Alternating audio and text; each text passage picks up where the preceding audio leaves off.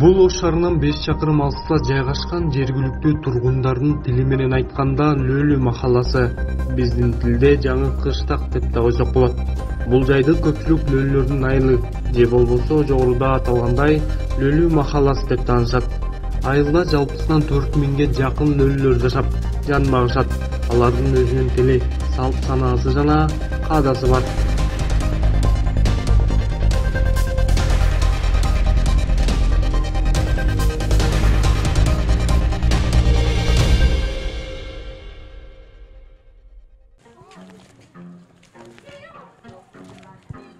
Assalamualaikum aka.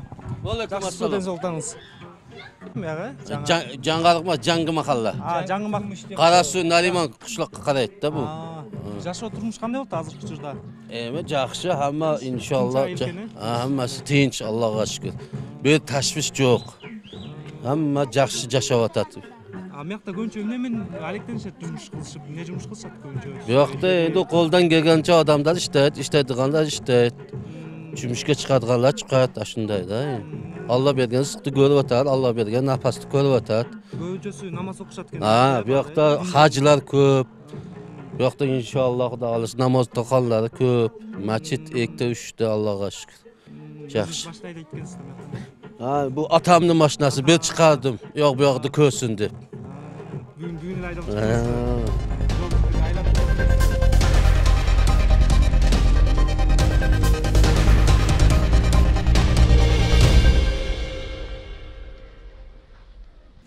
Айылда канча жылдан бери жашайсыз?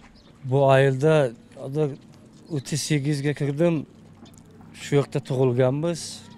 Jeri öşemi Kırgızstanda tuğulup şu yokta yaşap atabız. Bu yokta ata buvalarımız kep yaşagan. Bizim şu yokta tuğulup şu yokta yaşap atabız. Ошол жерде эмне менен алектенсиздер? Ушу көбүнчөсү айтат да, аял кишилер көп эме жумуш кылышат да, эркек кишилер али эч кандай жумуш кылышпайт деп. Ayaldarım çıkar jumuşka. Temik metal toplap gelişler. Erkeklerim işleşer bu yokta Rusya'ya uyak bu yakta işlep gelgenler var. Biz özümüz tolaga işleyiz. Talaga. Dekançılık kılıyoruz. Көбүнчө эмнелерди эгесиздер? Makka, paxta, buğday ekemiz. Пахта, будайларды эккенде көп сортты алып, мындай сатып, мындай тиричилик кылат экенсиздер эркектер. Ооба. Bu yakta erkekler köçege çıkıp jumuşup kelет. Ayallar hem koluga yok ayal semyalar köp de bu yakta. Oşularda ayalları çıkıp jumuşup kelет. Мурун мындан илгерирээк ошо аял кишилер жумуш кылып, эркектер эч кандай жумуш кылчу эмес. Азыр болсо эркектер дагы, аялдар дагы теңме тең жумуш кылып калышты. Ошондойбу? Мындай салтыңыздар кандай азыркы учурда Кыргыздардан мындай өзгөчөлөнгөн? Эми hazır köp erkekler jumuşup kelет. Ayallar uyga oturат. Bugün ayallar işlep kelerdi. Hazır emmi Xudoga şükür jakşı bolup kaldı. Kızlar uyda bala çakallar oturат, erkekler köçege çıkıp jumuşup kelет. Кандай бияга? Кички өзү,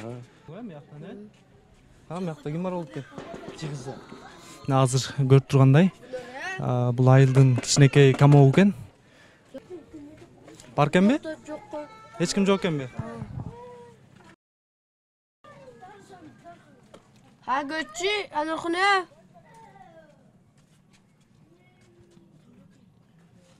Tıkıldatsa?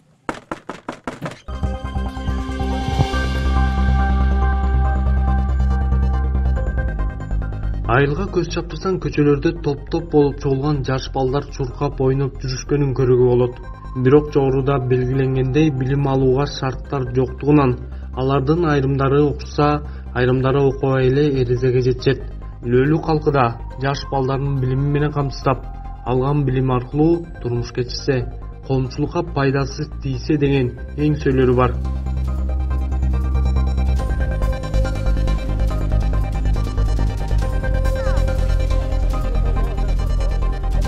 Жашообуз кичине кыйыныраак да.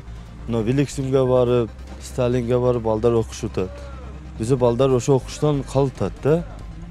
O yakka barsa balдар менен урушуп атат. Ошо мектепти бизге бүтүрүп бериш керек да. Бизге 11 жыл Мурун ушул жерде мектеп болчу атайын? Ооба, мектеп бар, Мырза Турсунзаде мектеби бар, эми 9да, 9. Эми башка жерге чыгып кетиши кыйыныраак болуп атат да биз айылда. Ошо 11дик типовой мектеп болсо, ошол жактан бир ишке кире турган кылып, 11ди бүтүрүп, башка институттерге кире турган кылыш керек да. Ошо барбай атат да, мына Сталин Великсимге бар десең балдар менен урушуп атабыз. Биз аякка барбайбыз деп балдар ошо окуштан калып атат да. Билим алганга мындай айтканда шарт жок да почти. Ооба. Мектепте ошо балдар батпаган себеби 3 айылга бөлүнүп кетет булар. Ал жерде местнийлер менен ошо кичине тил табыша албай барбай коюшат балдар. Такыр окуй койгондар да бар да? Такыр окуй койгондар дагы бар. Мектепке барбайм дегендер бар. Ошонун кесепетинен Мен суранат элем, ушу көзөмөлдүккө алып туруп, ушул айылга бир типовой мектеп курсак, анан ошо эски мектеп садик болуп калат деген ойдобуз да. Ошо типовой мектеп салынса, биздин ошо эски мектеп ошо садик болуп калат да, биздин эки көйгөйлүү маселе чечилет.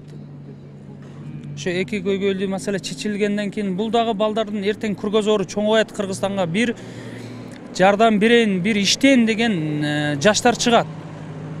Мисалы үчүн булардын ичинде спортсмендери бар, футболисттери бар, иштеп аткан. Бизде мисалы үчүн жер аянтыбызда ошо футболный поле жок, мини футболный поле жок.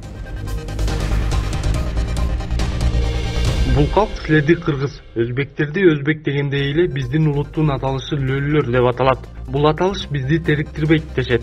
Кыргызстанда жашаган бул улуттун өкүлдөрү кыргыз тилинде эркин сүйлөшөт. Айрымдары илгертеден келе жаткан эле кайыр суроо менен жан багышса, айрымдары минтип чакан бизнес ачып, жер айдатып, дыйканчылык менен дагы күн көрүшөт. Бизде жакшы, бардыгы интимак, бирдей жашайбыз. Ошондой кыргыздарга окшош эмнелерибиз бар. Урп адаттарыбыз бар. Бирок бу жердегилер дружба жашайт, бардыгы жакшы. Bizde ayalдар hem erkekler hem bardыгы иштейт. Көпчүлүк эркектер иште болушат. Эмне менен алектенишет? Биякта азыр көпчүлүк мындайча айтканда иш кылышат. Строго иш кылышат. Бу жерде жерлерибиз бар, дыйканчылык кылышат. Кимдир беде экен, кимдир пахта экен, ошоно жерлерге талаларда иштешат. Жакшы. Садик жок. Хата бир футбол ойной турган бир площадкабыз hem жок. Балдар ушу көчөдө эле ойношот экен да? Балдар ушу көчөдө эле ойношот. Садик, мактап жок. Мактап bizim эски ата бабаларыбыз өзү күчү менен салган мактап бар. Бу hem 5-сыныпкача эле. 5-класска чейин окушат. Ошондой эле. Балдар каяка барып окушат анда биякта жок болсо? Биякта 5-сыныпкача окугандан кийин көп балдар биякта Нурдарга түшүшат, Великсимге, Сталинда, кийин биякта Кызылдүз деген мектепке чыгышат. Бирок балдар менен балалык кылып коюп, месилер менен урушуп, мектептерге hem чыкмай коюшупту. Балдарчы. Ошондо биз сураттайт, бизге бир типовой мектеп сап берсе. Ошо сиздердин эң азыр маселеңиздер экен да? Мамлекет, ошо. Биринчи орунда ошо. Сиздер деле ушу балдар билимдүү болсо, ушулардан бир нерсе чыкса деп мындай тилек кыласыздар да өзүңүздөр деле?